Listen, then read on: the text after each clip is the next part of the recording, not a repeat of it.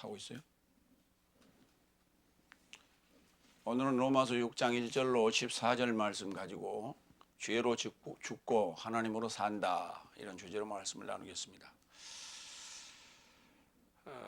5장에서도 이제 유사하게 내세적 생명에 이르고자 은혜를 입었다, 이런 내용으로 말씀을 하셨고, 6장에서는 이제 본격적으로 우리가 죄라고 하는 문제는 우리에게 사망을 가져오며, 그 사망은 결코 사망으로 끝나는 것이 아니라 그리스도스와 함께 죽음으로 말미암아 함께 부활하고, 그렇게 해서 그 부활했다는 의미가 뭐냐, 하나님으로 부활했다는 의미고 하나님으로 산다는 의미가 되겠습니다.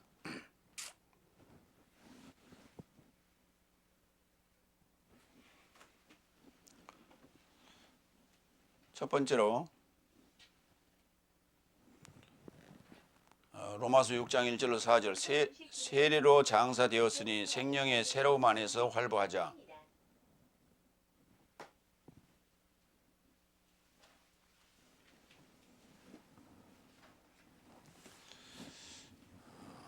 그러니까 세례라는 개념이 또 등장을 합니다. 세례로 장사되었으니 생명의 새로움 안에서 활보하자. 생명의 새로움, 그걸 뭐 새 생명 이렇게 얘기하는데, 생명이라는 말은 산 목숨이라는 뜻이에요. 그러니까 산 목숨이라고 하는 문제는 물질적인 문제지 정신적인 문제도 포함 좀 되기는 합니다만은, 우리가 이제 살아간다라고 하는 영생이라고 하는 개념은 살려주는 영적 개념으로서 생명이라고 이렇게 표현하는 게 맞다. 조이라는 단어인데요. 그래서 그 조의 새로움, 그러니까 목숨이 죽었다가 다시 살았을 때 우리가 한번 생각을 해보자고요. 나는 덤으로 산다, 또는 두 번 산다, 뭐 이런 표현을 쓰는데, 그렇게 산다라고 할 때 그 죽기 전의 모습하고 죽고 난 후에 산 모습하고는 더 새로워지거나 더 나아지지 않습니다. 뭔가 결함이 있어요. 그게 그 육체의 상태예요. 그런데 생명의 새로움이라는 개념은 전혀 예전에 있던 결함에서 이제 완전한 어떤 탈바꿈, 새 것으로서의 완전한 탈바꿈을 의미한다. 그렇기 때문에 생명이라고 하면 곤란하다. 생명이라 해야 된다. 첫 번째로 갑니다. 1절로 2절. 그런즉 내 삶이 무엇을 말할 것인가? 은혜가 증가하게 하려고 죄에 접해 머물 것인가? 그것이 발생하지 않기를 바란다. 어떻든 내 삶이 죄로 죽었으면 어찌 그 안에서 더 이상 살겠는가? 은혜가 증가하게 하려고 죄에 접해 머물 것인가라고 하는 이 질문을 던졌는데요. 그것이 발생하지 않기를 바란다 그랬어요. 그럴 수 없느니라, 이렇게 개혁성경이 그렇게 번역했는데, 그게 아니고 소원법이기 때문에 그것이 발생하지 않기를 바란다, 이렇게 번역하는 게 맞습니다. 그러니까 은혜가 증가하게 하려고 죄에 접해 머물 것인가, 이 바꿔서 얘기하면 로마서 5장 20절에 이미 언급했던 내용이에요. 그래서 타락이 증가하게 하려고 법이 가까이 들어오게 되었다. 그래서 죄가 증가한 곳에 은혜가 철철 넘쳤으니, 이 부분이에요. 이거는 이제 뒤에 21절에 설명을 또 한 번 하죠. 이는 죄가 사망 안에서 통치한 것 같이 똑같이 은혜도 이같이 내 삶의 주 그리스도스 예수로 인하여 내세적 생명에 이르고자 의로 인하여 통치하고자 하려 합니다. 그래서 이제 죄와 은혜의 관계, 은혜가 뭐냐? 그리스도 예수로 인해서 내세적 생명에 이르고자 의가 통치하는 거예요. 불의가 통치하는 것이 아니라, 죄가 통치하는 것이 아니라 의가 통치하는 거예요. 그러므로 너희는 먼저 그의 나라와 그 일을 찾으라고 요구합니다. 그래서 찾아졌을 진자만이 이제 이 은혜를 만끽할 수 있는 거고, 이 은혜에 들어온 자가 결코 다시 죄에 머물러 있을 수는 없죠. 다시 말해서 죄에 다시 머물러 있다가 또 은혜를 받고 죄에 머물러 있다가 은혜를 받고 이렇게 반복할 수 없다는 거예요. 그래서 우리가 그러한 것을 반복하는 그런 이제 이 범죄자들이 있죠. 그래서 뭐 전과 몇 범 이런 말을 해요. 습관이 되어버렸어요. 만성이 되어버렸어요. 마약 환자들 마찬가지예요. 끊었다 다시 또 하고 끊었다 다시 하고. 예. 그래서 늘 반복적으로 실수를 하고 또 잘못했다 하고 실수하고 또 잘못했다 하고 이렇게 하는 거예요. 그래서 잘못했다 하면 또 그걸 또 봐주고 그걸 은혜라고 이제 일반적으로 생각하는데 이 죄에서 은혜로 넘어오는 이 과정은 우리 일생에 딱 한 번 있는 거다. 한 번 있는 거다. 이것이 바로 이게 그 연통이라고 하는 7날 속에의 날의 변천 과정을 설명하는 것이다. 그래서 5째 날에서 6째 날로 넘어가는 것이지. 그리고 6째 날에서 7째 날로 넘어가는 것이지. 6째 날 갔다 5째 날 갔다 6째 날 갔다 5째 날 갔다 그랬다가 이렇게 다시 뭐 7째 날 넘어가는 그런 개념은 아니라는 거예요. 그래서 그 중간 과정 타락이 증가하게 하려고 또 법이 가까이 들어왔고 그 다음에 은혜가 증가하게 하려고 죄에 접해서 머물 수는 없죠. 결국은 법이 들어온 것은 타락이 증가하게 하려고 그래서 그것이 내 안에 이렇게 잔뜩 쌓여 있다고 하는 것을 찾아내고 발견하게 하기 위한 것이지. 그래서 이제 우리는 이제 그리스도스의 통치 아래 들어가게 되는데 의로 통치를 받는 것이 바로 은혜다. 은혜란 말이 이제 왕궁에서 왕에게 그 시녀가 이렇게 택함을 얻는 것, 눈에 들은 것 이걸로 이제 은혜라고 이제 일반적으로 그렇게 얘기하죠. 은혜를 입었다. 은혜를 입었다. 그런가 하면 뭔가 내가 어쩔 수 없는 그런 막막한 상황에서 그것을 누군가의 도움을 받고 해결함을 받았다. 그래서 절망 가운데서 희망을 우리가 찾아내는 그런 것들을 일반적으로 은혜라고 얘기를 합니다. 그러나 성경에서 은혜라고 하는 걸 정확하게 우리는 죄가 통치하는 상황에서 법이 들어오고 그로 인해서 사망이 오고 또 부활함으로 말미암아 우리가 그리스도스의 통치를 받는 것을 은혜라고 한다. 이렇게 정의를 해야 합니다.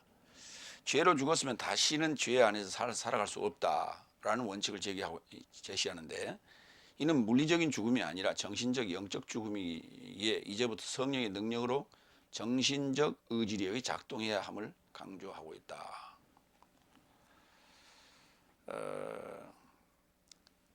죽음이 물리적 죽음이라면은 이게 은혜라는 이런 개념으로 말할 수가 없는 것이 그리스도스의 통치가 이루어지고 의의 통치가 이루어진다라고 하는 것이 유한한 거예요. 왜 또다시 죽음을 맞이해야 되기 때문에. 그러나 영적이고 정신적인 죽음과 부활의 문제를 얘기하고 있다. 그래서 그 생명이라고 하는 것은 그냥 현재적 개념이 아니라 내세적 생명이다. 이렇게 우리가 이해를 해야 되고 그 다음에 이제 성령의 능력으로 우리가 정신적 의지력이 작동하기 시작한다. 다시 말해서 이제 과거는 뭔가에 취해서 살았다면 이제는 제정신이 돌아왔다. 이렇게 봐야 돼요. 두 번째로 가겠습니다. 혹 내 삶이 그리스도스 예수스에 이루고자 세례받은 것은 그의 사망에 이루고자 세례받은 것을 내 삶은 알지 못하는가. 세례라는 단어를 또 언급하기 시작합니다. 그리스도스 예수스에 이르고자 그리스도스 예수스화하고자 세례받았다는 거예요. 그러면 그리스도스 예수스화하고자 세례받았다고 하는 것은 그 전 상황이 타락이요 죄의 상황이었다는 것을 알 수 있고 그것이 바로 사망이에요. 세례받았다는 것이 사망이에요. 그런데 이 세례받은 문제는 이것을 반드시 알아야 된다고 강조합니다. 세례라는 개념을 반드시 알아야 된다. 그런데 이 세례라는 문제가 행위적이고 교회에서 시행하는 그러한 학습 그리고 다음에 이제 교인된 세례 이게 물로 이렇게 뿌리거나 아니면 물 속에 집어넣다 침례라고 하는 개념으로 들어갔다 나오는 그런 행위적인 어떤 것으로 자꾸 우리가 이해를 해버렸기 때문에 세례라는 개념이 이제 할례로 이제 구약에서는 언급을 했지만 이제 이 할례 문제가 마음의 가족을 베는 것으로 이해를 하고 그 마음의 가족을 뱄다는 얘기는 결국은 죽었다는 의미예요. 장사 지냈다는 의미가 됩니다. 그래서 이제 세례로 다시 이제 이 사망과 또는 장사 지낸과 연관해서 또 설명을 하고 있어요. 그래서 이 세례에 대한 개념을 우리가 정확하게 알아야 된다. 세례는 몇 번 있는가? 3번 있습니다. 물세례, 그리고 피세례, 그리고 성령세례. 그런데 피세례라는 말을 쓰질 않아요. 그냥 십자가 사건으로만 언급을 하고 있는데 그것은 죽음이라고 하는 것이 전제되어 있기 때문에 세례라는 단어를 굳이 안 쓰고 있는 겁니다. 그러나 세례는 3가지 단계가 있다. 그래서 6째 날 초입에 물세례, 세례 요한에 의한 물세례. 그 다음에 2번째는 그리스도스와 함께 십자가에서 죽는 피세례. 그리고 예수님 승천하신 후에 오순절 성령으로 임하는 성령세례. 요 3단계. 그래서 6째 날 초입은 물세례, 6째 날과 7째 날 넘어가는 그 과정에서는 피세례. 그리고 7째 날 입문 과정은 성령세례로 언급하고 있다. 그래서 이 같은 것들이 다 뭐냐 하면 3단계로 죽음을 의미하는 거예요. 3단계적 의미예요. 물세례라고 하는 개념은 결국은 육적인 어떤 죽음, 다시 말해서 5째 날과의 결별. 그 다음에 피세례라고 하는 건 6째 날, 5째 날과의 완전한 결별. 그래서 6째 날 마무리하는 졸업식 개념. 그 다음에 성령세례라고 하는 건 7째 날에 들어가는 입학식 개념. 이렇게 우리가 이해를 해야 되겠습니다. 요한일서 5장 7절로 8절을 보겠습니다. 이 물세례, 피세례, 성령세례의 근거는 요한일서 5장 7절, 8절에 있어요. 이는 하늘 안에서 증언하는 삶이 새 삶이니 아버지와 말씀과 성령이요 이 새 삶이 또한 하나요. 이 새 삶이 하나가 되려면 아버지 고박이 말씀 고박이 성령 그래야만이 일이 됩니다. 하나가 됩니다. 또한 땅 안에서 증언하는 삶이 새 삶이니 영과 물과 피, 새 삶도 하나 이루고 있다. 예, 그래서 이걸 이제 우리가 삼위일체라는 개념으로 이해를 해야 되는데 알란데 역본 그리고 개혁성경에는 7절에 대한 개념이 없습니다. 그 부분이 누락되어 있습니다. 3번째로 갑니다. 4절. 그런즉 아버지의 영광으로 인하여 그리스도스가 죽음 삶에서 일으켜진 것과 똑같게 하려고 내 삶이 세례로 인하여 사망에 이르고자 그와 함께 장사되었으니 이와 같이 내 삶도 성령의 새로움 안에서 활보하자. 세례 곧 장사라고 그랬죠. 그럼 여기서 얘기하는 세례 곧 장사는 2번째 지금 피세례를 얘기하는 거예요. 그의 사망에 이르고자 피세례를 우리가 받았고 그리스도스 예수에 이르고자 합니다. 그랬어요. 그걸 이제 아까 우리 3절에서 얘기했고 그리스도스가 그러니까 설명하면은 그리스도스가 십자가 죽음 삶에서 아버지의 영광으로 일으켜지는데 예. 그 마찬가지로 피세례로 사망에 장사되고 우리도 내 삶도 그러니까 그리스도스가 십자가의 죽음 삶에서 아버지의 영광으로 일으켜진 것과 내 삶이 피세례로 사망에 장사되고 생명의 새로움 안에서 부활하는 것이 사실은 똑같다는 거예요. 같은 개념이라는. 근데 설명을 하자니까 2가지로 설명을 했을 뿐인데 동시에 일어나는 한 사건이다 하는 거예요. 그러므로 생명의 새로움 안에서 카이노테스 안에서 활보하자. 자, 물과 피와 영 아까 우리 요한일서 5장 8절에서 언급했는데 그것에 대한 것을 또 뒷받침하는 구절이 사도행전 1장 4절 5절입니다. 그리고 공동 소집한 저 삶에게 히에로솔륨마로부터 자리를 뜨지 말고 오히려 네 삶이 내게서 들었던 아버지의 연통을 기다리라고 분부하셨다. 이는 실제로 요한네스는 물로 세례를 베풀었으나 네 삶은 이 많은 날 삶을 겪지 않고 성령 안에서 세례를 받을 것이다. 여기서 두 가지를 언급했어요. 물 세례와 성령 세례. 근데 피 세례도 사실은 과거예요. 조금 전 과거입니다.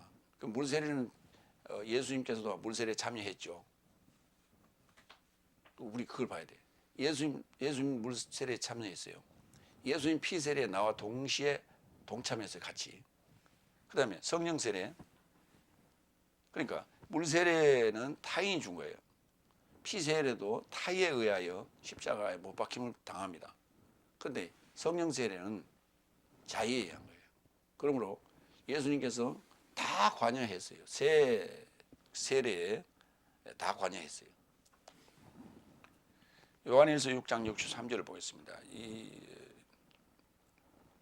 생명의 새로움 안에서 그런데 생명이 뭐냐? 해설이에요. 해설. 흐레마. 요한복음 6장 63절. 살려주는 것은 영이니 육체는 아무데도 쓸 필요하지 않다. 내가 네 삶에게 전하는 해설 삶이 영이요 생명이다. 그러니까 말씀이라는 로고스 남성 명사와 그 다음에 흐레마라고 하는 중성 명사가 있어요. 해설이라고 우리가 번역을 했는데 이 해설 삶이 중요한 거예요. 성경은 크리스토스의 해설이 없이는 이해할 수 없어요. 적용이 안 돼요. 반드시 성경은 해설이 돼야 되는데 그 해설을 우리가 이제 교리라고도 말할 수 있죠. 근데 그것은 중성이어야 돼요. 성경을 반대하는 자도, 성경을 믿는 자도, 다섯째 날도, 여섯째 날도 다 공감할 수 있는 것이어야 됩니다. 그런 해설이어야 돼요. 어느 한쪽에 편중되거나 편애하는 그런 해설은 돼서는 안 된다. 그래서 생명의 새로움, 이 해설의 새로운 해설이 필요하다는 거예요. 그게 예수님의 말씀인데 예수님의 말씀을 그저 단순 비교해서 더 강조했다, 더 우위에 있다, 더 자세하게 했다 이렇게 설명하는데 그건 전혀 맞지 않는 얘기예요. 새로운 새로움이라고 하는 카이노테스는 명사고 카이노스는 형용사예요. 그래서 고린도후서 5장 17절을 보겠습니다. 그처럼 누군가 크리스토스 안에 있는 새로운 창조물이면 본래 삶은 지나갔으니 보라 모든 삶이 새 삶이 발생한 것이다. 모든 삶이 새 삶이 발생했어요. 새로운 삶이 카이노스. 그래서 카이노스의 명사인 카이노테스. 그래서 생명의 새로움, 생명 자체가 새로움이다. 그 안에서 이제 활보하자라고 하는 이제 그 가정법을 써서 권유하는 그런 표현을 썼어요. 여기 활보하자라고 하는 페리파테오라는 단어를 보겠습니다. 계시록 21장 24절. 그리고 구원받은 열국 삶이 그녀의 그러니까 성을 얘기하는 거예요. 예루살렘 성을 얘기하는데 그녀의 빛 안에서 활보할 것이며 땅의 왕 삶이 저 삶의 영광과 존귀를 그녀에 이루고자 가져온다. 예루살렘 성 그리스도스의 신부를 말하는 그 성 그녀로 대명사로 썼어요. 그래서 그녀의 빛 안에서 활보하라. 새 예루살렘 성의 빛 안에서 활보하라. 그러니까 생명의 새로움이라는 표현은 새 예루살렘 됐다는 얘기예요. 그건 일곱째 날을 의미하죠. 두 번째로 넘어가겠습니다. 로마서 6장 5절로 11절. 죄로는 죽음삼. 그리스도스 예수 안에서는 하나님으로 살아있다. 죄로 죽고 하나님으로 산다라고 하는 오늘 주제의 내용입니다.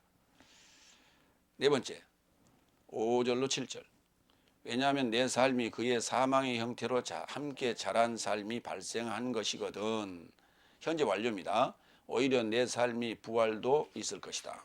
내 삶을 죄로 더 이상 종살이 못하도록 죄의 몸이 폐기되게 하려고 나의 옛사람이 함께 십자가에 못 박혀졌다는 것을 내 삶이 알았으니 왜냐하면 죽은 자는 죄로부터 의롭게 된 것이다. 좀 어렵습니다. 좀 간추리면은 내 삶이 그의 사망의 형태로 함께 자란 삶이 발생한 것이거든. 현재 완료 능동태예요. 내 삶이 그의 사망의 형태로 예수스의 사망의 형태로 예수님이 죄 없는 예수님이 사망, 십자가에서 죽음을 맞이할 수 있는 형태로 함께 자란 삶이 발생한 것이거든. 그 말이 함께 자랐어요. 누구랑? 나랑. 그러니까 내가 뭐냐면 육체고 예수님은 말씀인데 말씀이 육체를 숙주 삼아서 거기서 자랐다고요. 동충하주처럼. 그러니까 나화돼 버린 거예요. 예수님이. 그래서 그것을 십자가에서 갈라내는 거예요. 빛과 어둠을 갈라내는 거예요. 그런데 그러기 위해서는 내 안에 완전히 흡수되어서 나와 함께 자라는 거예요. 그걸 쉼피토스라고 해서 쉼피토스. 굉장히 중요한 단어. 그런데 여기 딱 한 번 쓰였어요. 이 중요한 단어가. 근데 그걸 참여했다. 이렇게 번역했어요. 개혁성에서 6장 5절에 만일 우리가 그의 죽으심을 본받아 연합한 자가 되었으면 그 연합이라고 되어 있어요. 연합이 아니에요. 함께 자란 거예요. 그래서 함께 자라서 기한이 되니까 공생애를 이제 시작하고 또 마치게 됐을 때 십자가에 이제 죽게 되는 겁니다. 그래서 그의 사망의 형태로 십자가 죽음을 맞이했으면 당연히 부활도 맞이해야 된다는 얘기입니다. 그러니까 죄로 종살이 못하도록 몸이 폐기, 옛사람이 십자가에 못 박히는 것, 곧 피세를 얘기하는데 이 몸이 폐기되는 거예요. 이걸 십자가 사건이라 해요. 소마가 폐기되는 거예요. 죄의 몸이 폐기되는 거예요. 왜냐하면 죄로 완전히 벌겋게 물들어 있었기 때문에 그것을 그 타락을 증가하기 위해서 뭐라고 할까요? 우리가 이제 어떤 상처를 예를 들어서 종기가 하나 났다고 칩시다. 종기가 하나 났는데 이게 종기가요 이렇게 툭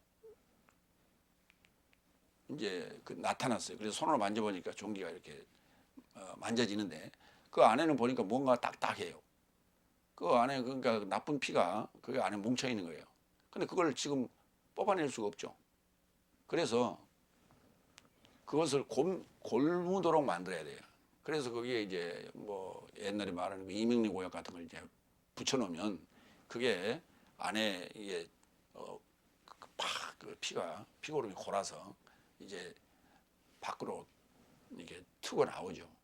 그렇게 해서 완전히 그 안에 있는 고름을 뽑아내고 이제 새살이 돋도록 하는 거죠. 이걸 이제 이와 같은 거예요. 이게. 그래서 말씀이 육체 안에 들어와서 함께 자라는 거예요. 함께 자라서 십자가 죽음을 이제 맞이했다는 것은 이제 그 고름을 터뜨리고 수술을 했다는 의미가 되겠죠. 그러면 당연히 새살이 돋는 것처럼 부활도 함께 맞이하는 것이다. 이 말이. 그러면은 내 삶이 그의 사망의 형태로 함께 자랐다라고 하는 것, 그것을 이제 근거를 잡겠습니다. 요한복음 1장 14절. 그리고 말씀이 육체로 발생하였고 내 삶 안에 장막을 쳤다. 그리고 내 삶은 그의 영광을 주목하였으니 아버지 곁에 은혜와 진리가 충만한 독생자 같은 영광이었다. 그러니까 말씀이 하나님이고 말씀이 독생자고 하나님이 독생자 형태로 나타난 거예요. 근데 이제 성령이 임해야 되겠죠. 비둘기 같은 성령이 임해야 돼요. 그래서 예수님의 이제 아버지 시작이라는 시작 개념이 있고 구약적 시작 개념이 있고 그다음에 말씀이 육체 안에 들어오는 사건. 그다음에 성령. 그래서 이제 예수님이 공생애를 시작하기 전에 비둘기 같은 성령이 내려오는 걸 우리가 목도하게 되는데 이 세 가지가 결합돼서 삼위일체로 나타나시는 분이 예수님이에요. 그리스도스라고 그래요. 그걸 그렇게 불러요. 그래서 말씀이 육체로 발생하였고 내 삶 안에 장막을 쳤다가 이제 예수님께서 사역을 시작을 하게 됩니다. 요한일서 4장 2절.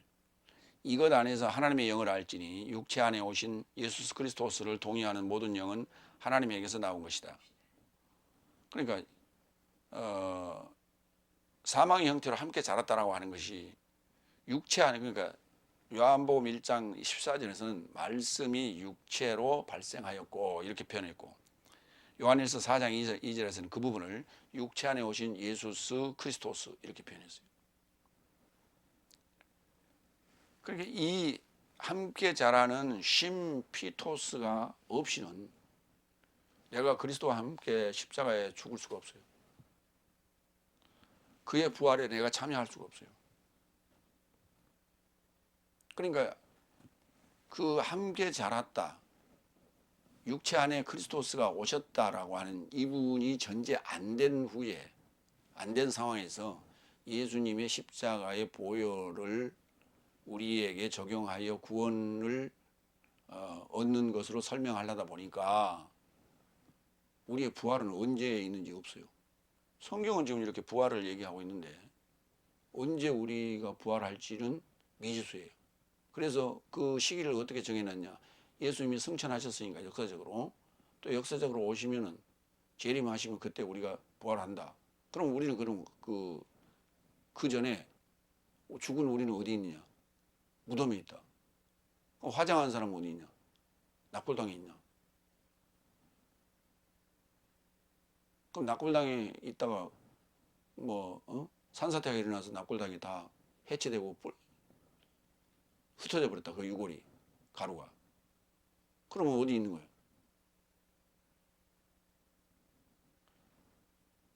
정말 그 1차원적이고 단순한 그러한 형태로 설명을, 해설을 하는데 그거는 말이 안 되는 소리예요. 분명히 그러면 다 부활 시에 무덤이 열리고 살아날 수 있도록 다 매장을 해야 돼요. 근데 지금 매장을 합니까?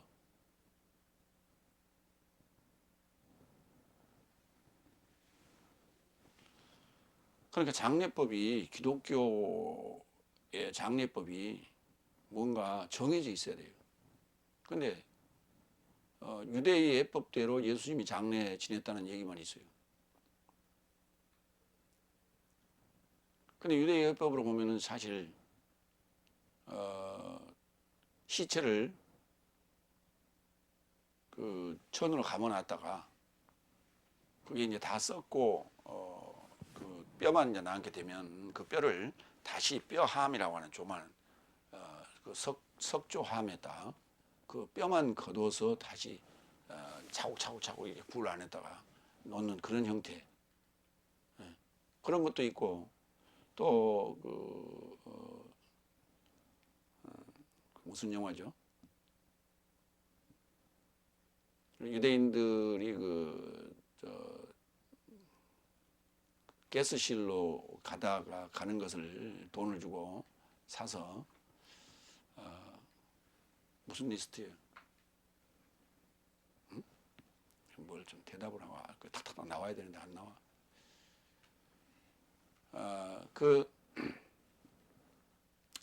거기에 보면은 평토장을 해요.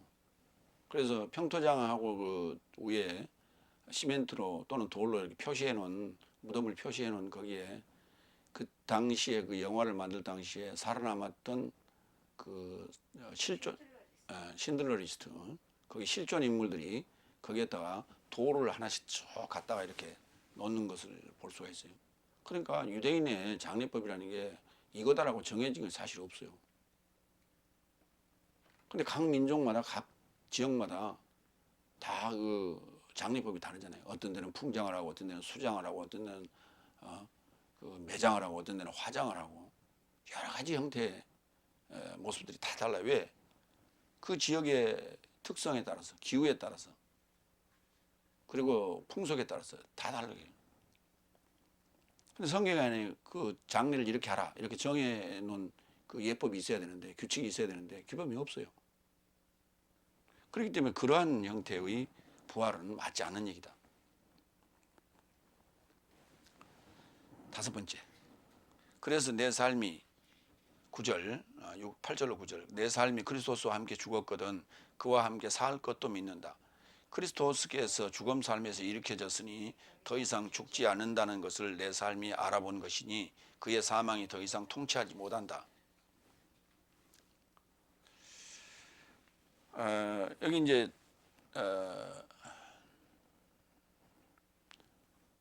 5절, 6절, 7절에 대한 답이 또 여기 있죠. 내 삶이 그리스도와 함께 죽었거든 그와 함께 살 것도 믿는다.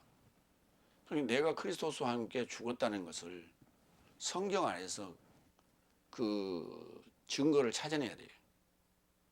그러면 예수님께서 십자가에 죽으신 복음서의 그 상황에서 나의 모습은 어디 있었느냐, 나의 존재는 어디냐, 그거 찾아내야 돼요.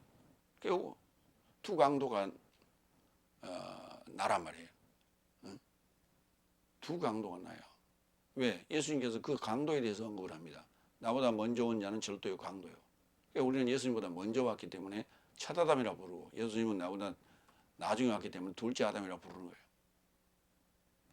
그래서 육체는 첫 아담이고 말씀은 둘째 아담이 되는 거예요. 그래서 첫째 아담 안에 둘째 아담이 들어오는 거예요.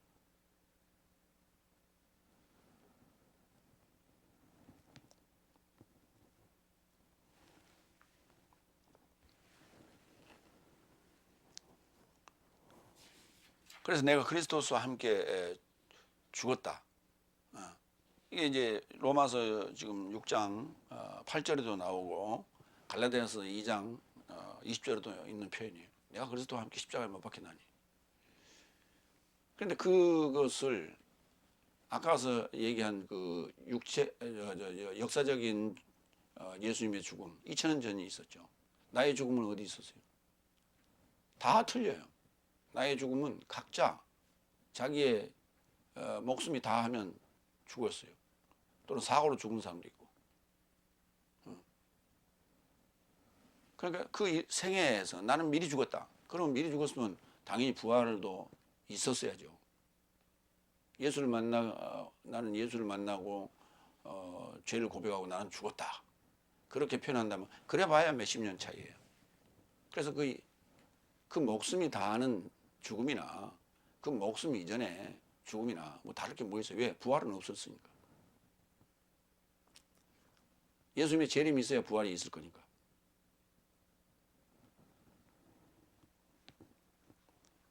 그러니까 뭐가 안 맞는 거예요. 그리스도와 함께 십자가에 죽은 자만이 함께 살 것도 믿는 거예요. 그런데 예수님은 대속물이라는 개념으로 우리를 위해서 죽어 주셨어요. 그런데 내가 언제 함께 죽었습니까? 그런데 어떻게 함께 내가 또 부활합니까?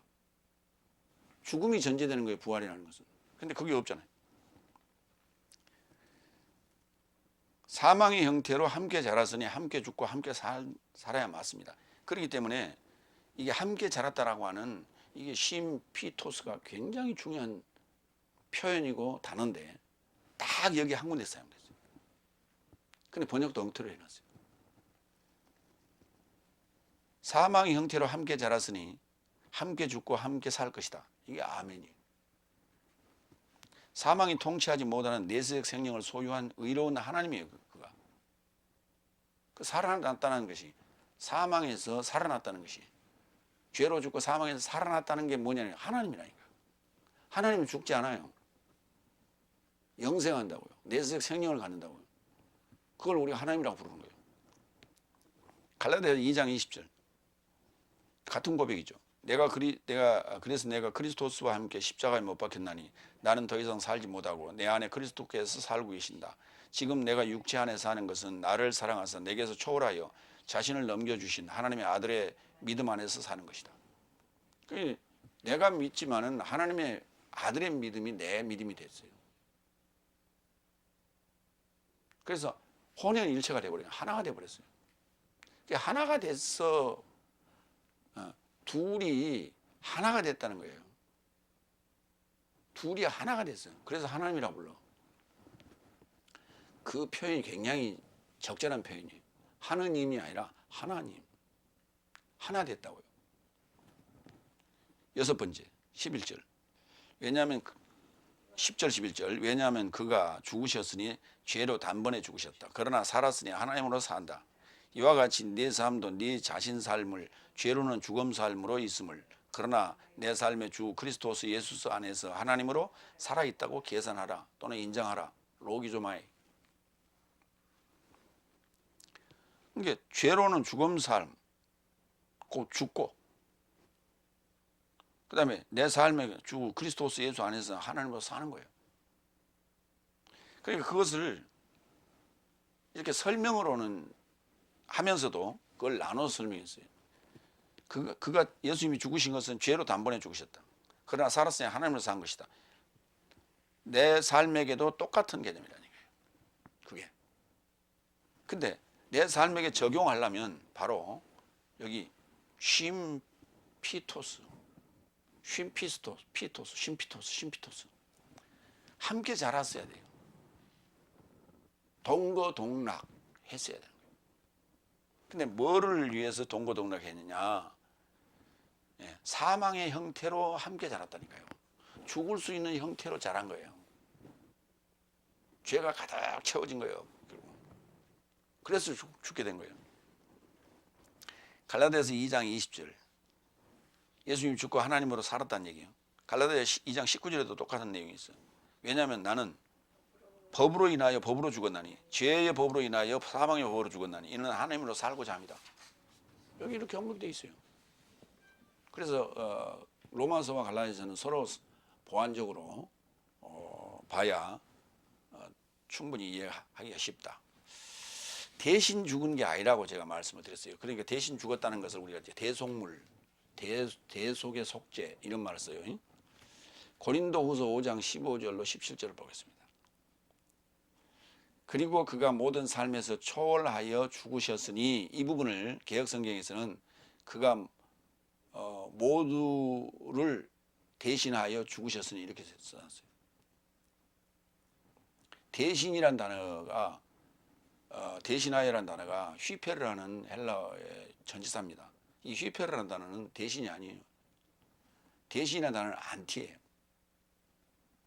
이 휘페르는 초월하여예요. 그러니까 그가 모든 삶에서 초월하여 죽으셨어요. 이는 산 삶이 더 이상 저 삶 자신과 살지 않고 오히려 저 삶에서 초월하여 죽었다가 일어나신 분과 살게 하려 함이라. 이렇게 돼 있어요. 거기 마찬가지 모두에게서 모두를 위하여 대신하여 죽었다가 아니에요. 대신하여 죽었다가 일어나신 분과 함께 살게 하려 함이라. 언제 사는 거예요? 예수님 부활과 함께 사는 거예요. 그런데 죽었다가 일어나신 분과 살게 하려 함이라 하는데 언제? 재림 후에? 말이 안 되는 소리예요. 그처럼 내 삶이 지금부터 아무도 육체를 조차 안 것이 아니니 내 삶이 그리스도스를 육체를 조차 알았어도 이제 더 이상 그렇게 알지 않는다. 보세요. 이렇게 얘기하나요? 16절 아주 중요한 얘기예요. 다시 한번 읽어요. 그처럼 내 삶이 지금부터 아무도 육체를 조차 안 것이 아니니 내 삶이 그리스도스를 육체를 조차 알았어도 이제 더 이상 그렇게 알지 않는다. 역사적인 예수, 역사적인 나, 그거 기억하거나 알았다고 말할 수 없다. 그거는 왜? 거짓이었기 때문에. 죄악이었기 때문에. 그처럼 17절 누군가 그리스도스 안에 있는 새로운 창조물이면 본래 삶은 지나갔으니 보라 모든 삶이 새 삶이 발생한 것이다.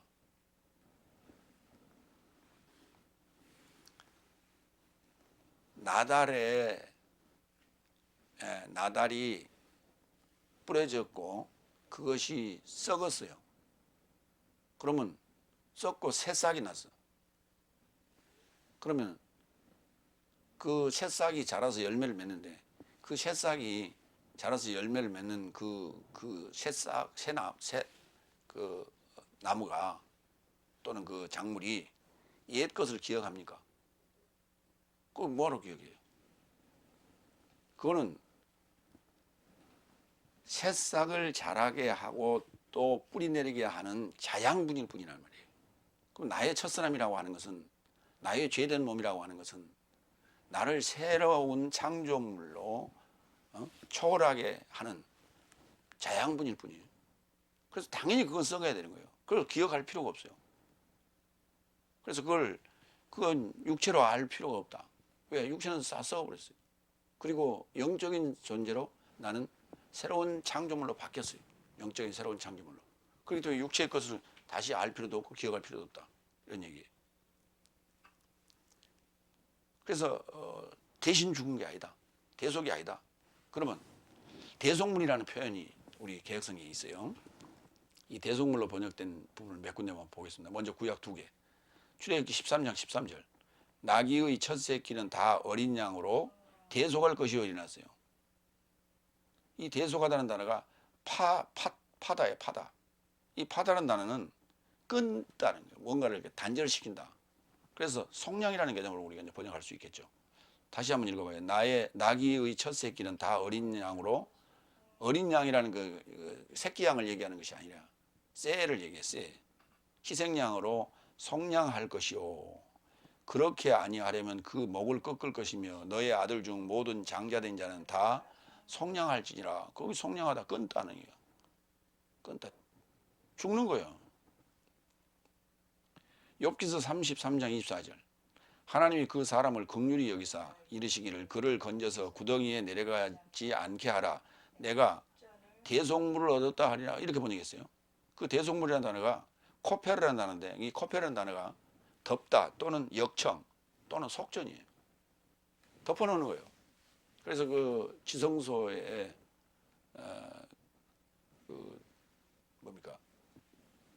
상자를 덮는 그 뚜껑을 그걸 코페르 덮는다.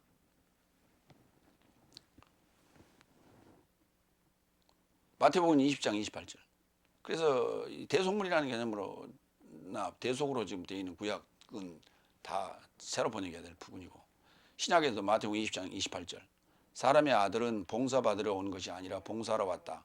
그의 목숨을 많은 삶 대신 대속물로 준 것 같다. 이렇게 번역했어요. 대속물이 아니에요. 리트론이라는 단어는 속전입니다. 그러니까 속전이란 말이 뭐예요? 죄 값을 치르는 거예요. 속전이란 말은 우리가 석방을 시키는 거죠. 옥에 들어가 있을 때 속전을 내고 보석금이라고 그래요. 일반적인 지금 그 법률적 용어로는 보석금 그렇게 얘기해요. 속전이에요. 과거에는 이게 돈으로만 들였으면 보석금 그렇게 할 텐데 짐승으로 들였기 때문에 속전 어떤 대용물로 들였기 때문에 그 말이에요. 그러니까 이제 속전 개념이지 대속이 아니에요. 대속이란 말은 우리는 아무 한 것도 없고 아무 참여도 안 했고 나는 몰랐었어요. 그런데 어느 날 성경이 그렇다 해서 알려줬을 뿐이에요. 그래서 나는 그 은혜로 구원을 얻은 거예요. 그래서 예수님이 대속의 대속물로 우리를 구원하셨다. 그래서 그 역사적인 개념으로 보니까 그 시차가 안 맞으니까 대속물이라는 표현을 쓰는 거예요. 그러나 속전이에요. 바로 우리를 속량해냈어요. 죄와 사망의 법에서 우리를 건져냈어요. 그거는 십자가의 죽음인데 그 죽음에 뭘 드렸냐? 몸을 드렸단 말이에요. 세 번째로 갑니다. 로마서 6장 12절로 14절.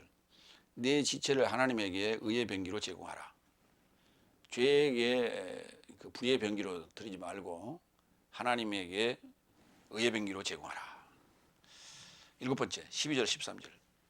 그런즉 몸의 욕망 안에서 죄에게 순종함에 이르고자 죄가 내 삶의 몸 안에서 통치하지 못하게 하라. 내 삶의 지체를 죄에게 불의의 병기로 제공하지 말고 오히려 네 삶 자신을 죽음 삶에서 산자같이 하나님에게 제공하고 내 지체를 하나님에게 의의 병기로 하나님에게 제공하라. 하나님에게 중복이 돼 있는데, 그러니까 몸의 욕망을 제어해야 돼요. 절제하고 제어해야 돼요. 이게 통치라고 그래요. 그러면 몸의 욕망을 제어한다는 것 자체가 뭐냐면 이게 의지력이에요. 그래서 이제 불가에서는 고행을 통해서 또는 수행을 통해서 그것을 제어하는 그런 형태의 모습들을 보여주는 게 이제 출가를 하는 거예요. 저 산속에 들어가서 사는 거예요. 안 보면 견물생심이라고 눈에 안 보면 가능하겠죠. 근데 시주들이 와서 자꾸 불공 들이는데 주로 그 불공 들이러 간 사람들이 주로 여자분들 아니에요. 근데 그게 안 봐야 그게 마음이 안 생기는데 보는데 그게 어떻게 마음이 안 생기겠어요? 그러면 그걸 이제 오늘 하루 종일 봤으니까 그거 이제 씻은다고 이제 앉아서 또 이제 목탁 돋으면 그거 사라집니까? 그런 어떤 행위적인 개념으로 이게 우리 마음을 정리할 수가 없다. 그게. 그러니까 분명한 어떤 원리가 있어야 되고 그 어떤 과정이 있어야 된다. 그래야만이 분명한 어떤 그 절제와 의지를 작동할 수 있는 통치력이 생기는 거예요. 그래서 그러한 어떤 계기가 없으니까 또 반복하고 또 반복하고 또 반복하는 거예요. 그래서 그러한 반복함을 못하게 하려고 사실 투옥을 시키고 그 법의 그 대가를 치르게 하고 그러는 거 아니에요. 근데 그것이 설 작동을 하면 또 재발해. 근데 재발할 수밖에 없어, 환경적으로. 옥에 갔다가 감옥에 갔다가 나와서 감옥에서 기술도 배우고 순화도 하고 다시는 이제 죄 짓지 않고 살겠습니다라고 출소를 했어요. 그래서 세상에 나와서 마음 놓고 좀 살아보려고 하니까 받아주는 데가 있어야지. 그냥 먹고 살 수가 없으니까 또다시 범죄하는 거예요. 환경이 그걸 다시 범죄하게 만드는 거예요. 아무리 마음의 다짐을 했다 하더라도 그게 쉽지 않다는 거예요. 그래서 몸의 욕망을 제어하는 의지력, 이게 이제부터 작동하기 시작한다. 그래서 그걸 작동하지 못하면 죄의 종이 되고, 작동하면 하나님에게 이제 의의 병기로 하나님에게 제공하라 그랬는데, 그렇기 때문에 중요한 것이 뭐냐면 사역이에요. 삶이고, 그 삶이라는 것이 반드시 복음을 전파하는, 복음을 증언하는 그런 삶이 있어야 돼. 그걸 우리가 사랑이라 부르는 거예요. 사랑이라. 그래서 그게 없으면은 그게 불가능한 거예요. 게을러지면 또 작동하게 돼 있어. 뭐가 욕망이라고 하는 것이. 몸의 욕망이 작동하게 돼 있어. 갈라디아서 5장 24절로 26절. 예수 그리스도에 속한 삶은 고통과 욕망과 함께 육체를 십자가에 못 박았으니, 여기 지금 고통, 이거 뭐 정이라고 표현했는데, 내 삶이 영으로 살고 있거든 역시 영으로 훈련해야 한다 여기 돼 있어요. 25절 굉장히 중요한 얘기예요. 내 삶이 영으로 살고 있다면, 육으로 살고 있는 게 아니라 영으로 살고 있다면 역시 영으로 훈련해야 된다. 스토이케오. 스토이케오는 우리가 초등학문이라고 그랬죠. 열을 지어서 앞으로 나라니 좌우로 나라니 앞으로일까 뒤로일까 제식훈련 것처럼 훈련시키는 거예요. 기본 훈련. 그걸 이제 우리 군대에서는 제식훈련이라고 그러는데, 이 스토이케오 해야 돼. 스토이케오 훈련해야 돼. 반복적으로 훈련해야 돼. 우리가 일상생활을 하는 것도 규칙적인 삶이 굉장히 중요하다. 5시간 잤다가 10시간 잤다가 7시간 잤다가 그러면 안 된다. 잠을 자는 것도 일정한 시간 동안을 규칙적으로 자면 충분히 그 시간 안에 몸은 피로를 회복하려고 프로그램을, 이 시스템을 돌린다고요. 근데 그것을 불규칙하게 하면 언밸런스가 나죠. 그래서 모자라게 되고 또는 넘치게 되고 그렇게 되는 거예요. 26절. 내 삶이 헛된 영광이 되지 않도록 서로를 자극하거나 서로에게 투기하지 말자. 예. 자극하거나 투기하지 말자. 헛된 영광이 되지 않도록. 그래, 지금 다스나 교회는 경쟁시켜요. 투기하고 자극하고. 그래서 뭔가 열심을 내고 과잉충성하게 만들고 오버하게 만들어요. 그렇게 오버하면서 열심을 내고 그렇게 신앙생활 한 것처럼 살았는데 갑자기 코로나19 사태가 와가지고 모일 수도 없고 사람을 접촉할 수 없는 그런 상황이 와버렸으니 그 사람들은 어떡하는 거예요? 그 공허감과 그 허탈감이 그 뭘로 채워야 돼요? 그거 이제 그 채울 수 없으니까 우울증이 올 거 아니에요. 그럼 그때 이제 깨달아야 되는 거예요. 그게 지금 이거는 뭐냐? 내가 지금까지 해왔던 신앙생활은 이게 올바른 것이었나? 아니었나? 그러면 지금 현재 그것을 못하게 그게 올바른 것이었다면 지금 현재 이런 제약 조건들은 사탄의 장난이라. 그럼 사탄과 싸워야 되겠죠. 사탄과 싸우는데 결국은 뭘로 싸울 거예요? 기도로 싸울 거예요? 아니면은 태극기 들고 광화문으로 나갈 거예요? 광화문도 못 나가게 다 막잖아. 그럼 그 능력 없는 하나님을 믿어야 돼 말해야 돼.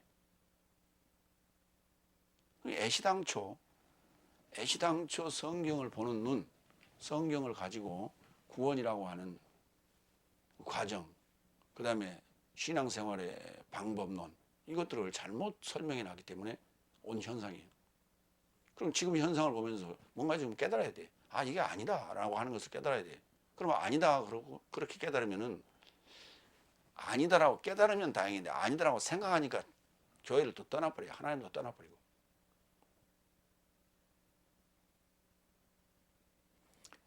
찾아야 되는 거예요. 의를 찾아야 되는 거예요. 나라를 찾아야 되는 거예요. 그럼 너희는 먼저 그의 나라와 그의 의를 구하라 그래 놓으니까 이런 게 찾지도 않고 구하지도 않고. 그 나라의 복음이라고 해서 내가 페이스북에도 유튜브에도 우리 홈페이지에도 해놨는데 이건가요? 라고 묻는 이가 하나도 없어요. 너희는 먼저 그의 나라와 그의 의를 찾으라 라고 번역했으면 그나마 그렇게 생각하는지도 모르는데 구하라고 했으니 맨날 앉아서 구하고만 앉았어요. 8번째 14절. 왜냐하면 내 삶의 죄가 통치하지 않을 것이다. 네 삶의 죄가 통치하지 않을 것이다. 왜냐하면 네 삶이 법 아래 있지 아니하고 오히려 은혜 아래 있기 때문이다. 그러니까 아까 갈라디아서 2장 19절에 죄의 법으로 인하여 사망의 법으로 내가 죽고 그 다음에 하나님으로 산다 그랬죠. 하나님으로 산다는 것이 지금 뭐냐? 은혜 아래 있는 거예요. 죄가 통치하지 않을 것이다. 사망의 법 아래 있지 않고 은혜 아래, 은혜가 통치할 것이다. 은혜가 뭡니까? 그리스도 예수로 인하여 내세적 생명에 이르고자 의로 통치하는 거예요. 이게 은혜예요. 의롭게 통치하는 거예요. 의인이 통치하는 거예요. 의가 통치하는 거예요. 죄가 통치하는 것이 아니라 의가 통치하는 거예요. 그럼 의가 통치한다는 것은 이미 내가 그리스도와 함께 십자가에 죽고 부활했어야죠. 그렇기 때문에 죄가 통치하지 않을 것이다 그랬어요. 여기 통치하지 못할 것이다 이렇게 개혁성경을 그렇게 해놨는데 왕노릇하지 못할 것이다 이렇게 개혁성경에 되어 있어요. 그가 지금 14절이죠. 죄가 너희를 주관하지 못하리니 그래놨어요. 그러니까 주관한다는 단어가 이제 바실리오라는 단어인데 통치하다 또는 왕노릇하다는 단어예요. 통치하지 못할 것이다. 그럼 매가 돼야 돼요. 바실리오. 그런데 매가 아니라 우로 돼 있어요. 그러면 통치하지 못할 것이다가 아니라 통치하지 않을 것이다 그래야 맞아요. 통치하지 못한다는 얘기는 할 수는 있어. 그런데 어떤 이유로 인해서 접근하지 못하지만 기회를 엿보고 있는 어떤 그런 모습. 그때 못한다. 아이고 못하겠어.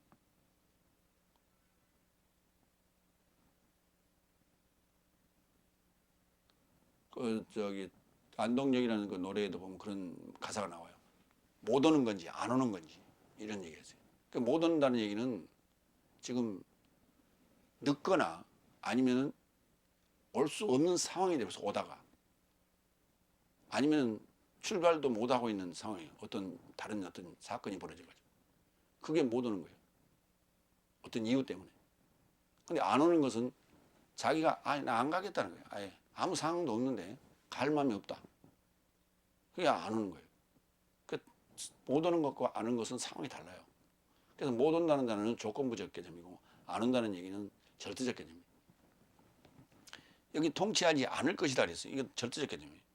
통치해야 할 이유를 상실했기 때문에 무관심하다는 거예요. 관여하려 하는 게 이유가 없다는 거예요. 죄가 통치할 이유가 없다는 거예요. 그 말은 무슨 말이냐면 이걸 우리가 이게 통치하지 못할과 통치하지 않을 것이라는 이 개념을 어디서 찾아야 되냐면 죄와 사망의 법에서 생명의 성령의 법이 우리를 해방한단 말이에요. 그러면 그것을 다시 7날 개념으로 5째 날에서 우리가 6째 날 예수님을 만나서 예수님과 함께 십자가에 죽고 부활하여서 7째 날로 들어가 버렸어요. 그러면 죄인이 아니에요. 율법은 사망의 법은 죄인에게만 적용되는 거예요. 그럼 죄인에게만 적용되고 율법을 가진 자는 죄인이 그때 율법 안 가진 자는 죄인이 아니에요. 죄인인 죄인이지만 자연인은 죄인인데 그는 사망으로 가요. 지구상에 두 종류의 사람이 살고 있는 거예요. 자연인으로서의 잠정적 죄인이죠. 그 결과는 사망으로 가요. 그런데 자연인이었다가 율법을 받았어요. 죄인이라고 정죄를 받은 거예요. 그러면 살 수 있는 길을 찾아야 돼요. 이게 바로 신앙생활이에요. 그래서 그 방법을 찾아내야 돼요. 그 방법이 누구냐 했더니 그리스도 예수를 만나는 거예요. 그리스도 예수를 만나서 함께 십자가에 죽고 부활하면 그는 살게 되는 거예요. 그러면 죄는 다시 이 살아난 자에게 접근할 하등의 이유가 없어요. 왜? 죄가 없는데 법이 그를 정죄하거나 체포하거나 구금하거나 할 하등의 이유가 없는 거예요. 그러니까 죄를 지은 자는 경찰을 보면 움찔해요. 그러나 죄가 없는 자는 경찰을 봐도 아무렇지도 않아. 그럼 경찰도 그 아무렇지도 않고 지나가는 사람한테 여보시오 그렇게 얘기가 건드리지 않는단 말이에요. 응? 신문하지 않아요. 근데 저기 오다가 옆으로 피한단 말이에요. 그래서 내가 그쪽으로 싹 이렇게 다시 틀었더니 또 피한단 말이에요. 아, 저 수상하구나. 당신 이리 와봐요. 이렇게 하죠. 그 얘기를 하는 거예요. 그러니까 죄가 통치하지 않을 것이다. 왜냐하면 네 삶의 죄가 통치하지 않을 것이다. 왜냐하면 네 삶이 법 아래에 있지 않고 오히려 은혜 아래에 있습니다. 이 법인 죄와 사망의 법 두 가지를 다 포함할 수 있다고 봐요. 그리고 이제 뭐 법이라는 걸 할 때는 율법이라고 할 수도 있고요. 관여하지 않는다 그랬어요. 요한일서 5장 18절 봐요. 하나님에게서 나음을 받은 자 모두는 범죄치 않는 줄을 내 삶은 알았나니 하나님에게서 나음 받은 자가 자신을 지킴으로 나쁜 자가 그에 관여하지 않는다. 그렇죠. 근데 여기 이제 하나님에게서 나음 받은 자가 자신을 지킴으로 하나님이 지킴으로가 아니에요. 자신을 지킴으로요. 그럼 죄는 누구 죄예요? 내 죄라니까. 내 죄가 나를 관여하는 거예요. 통치하고.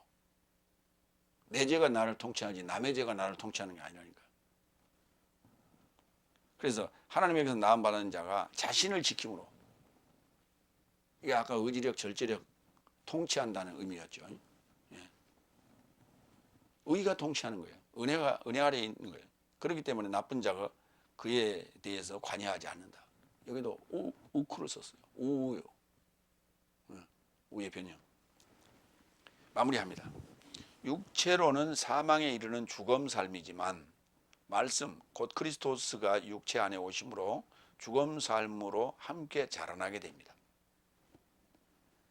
물세례와 피세례를 통과해 장사되고 부활하니 죄와 사망의 법이 통치할 이유를 찾지 못하는 은혜를 입은 것이 성령 세례로 능력을 받아 내세적 생명이 이루고자 의로 통치하는 하나님으로 살게 된다는 구속의 원리를 말하고 있다. 마무리하겠습니다. 기도하겠습니다.